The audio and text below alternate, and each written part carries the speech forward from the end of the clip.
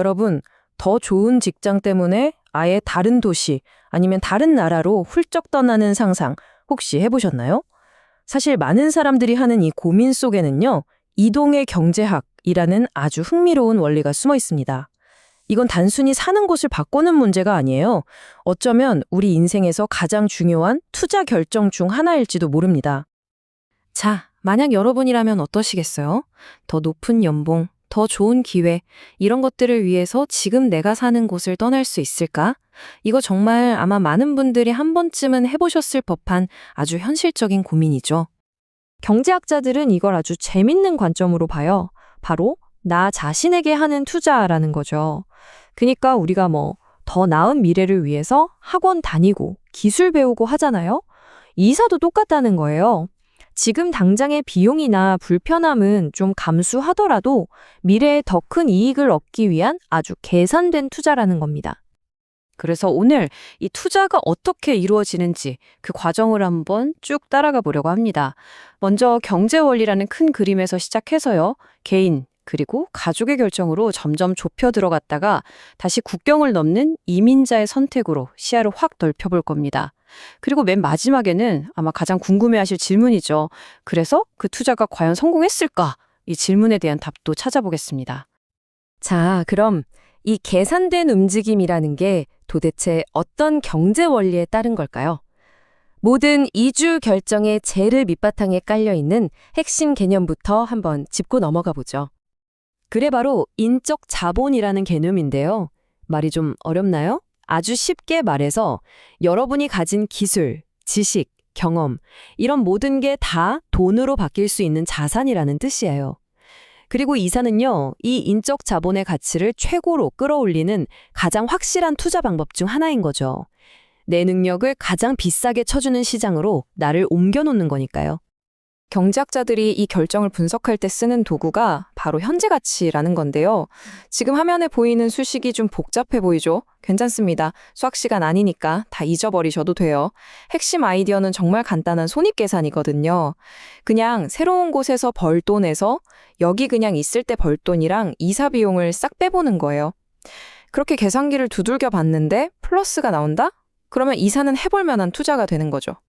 자, 그럼 이 좀 거창해 보이는 경제 모델을 우리 개인의 입장으로 한번 가져와 볼게요. 만약 내가 직접 이사를 고민한다면 내 머릿속 계산기에는 과연 어떤 항목들이 들어갈까요?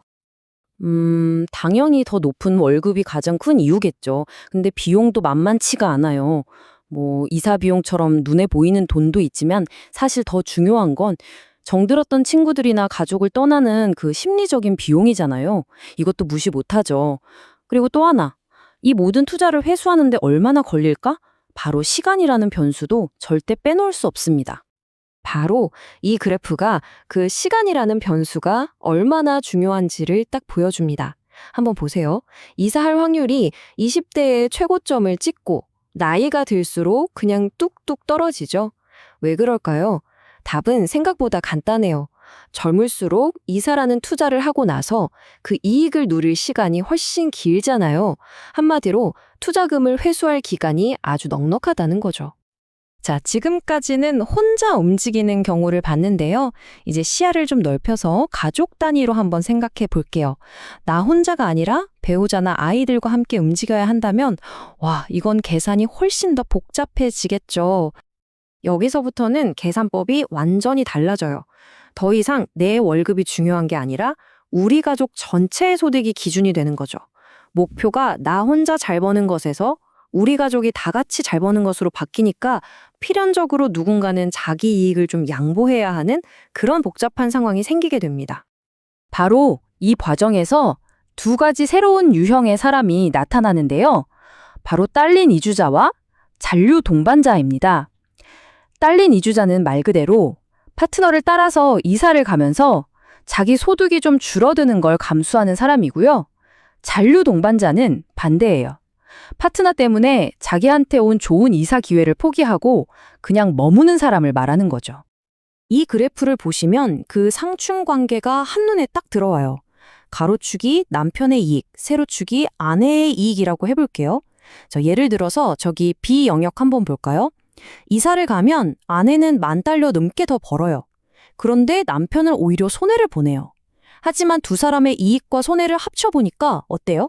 그래도 전체적으로는 플러스죠. 그러면 이 가족은 이사하는 게 이득인 겁니다. 자, 이제 판을 한번 확 키워보겠습니다. 시야를 가장 큰 규모, 바로 국경을 넘는 이민으로 넓혀볼게요.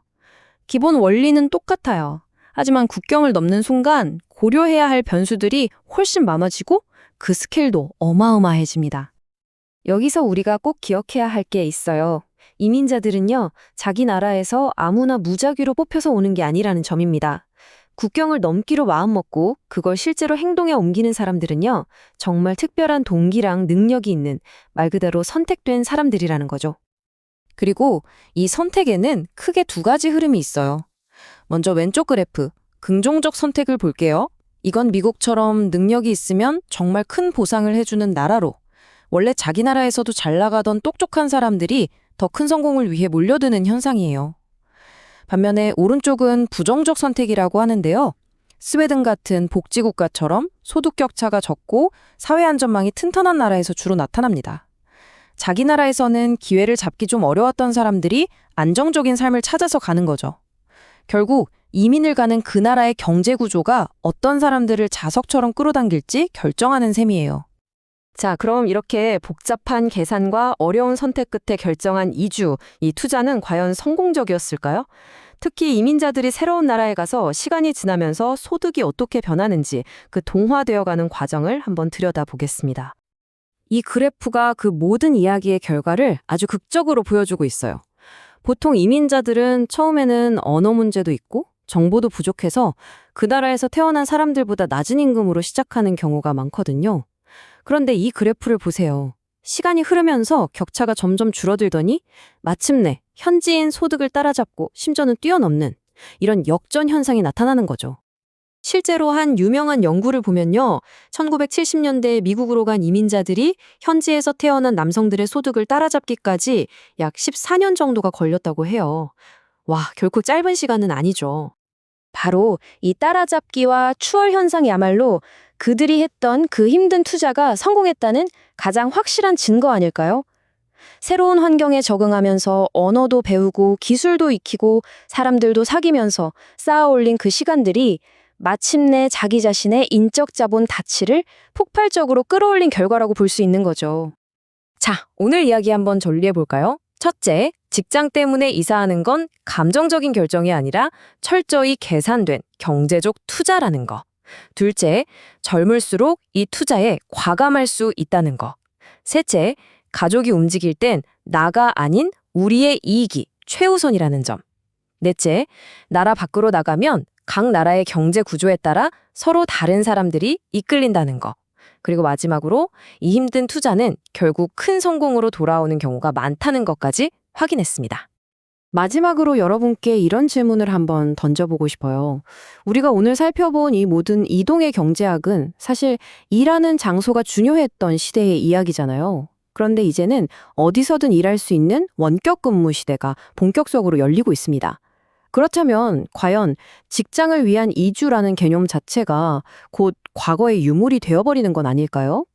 여러분은 어떻게 생각하세요?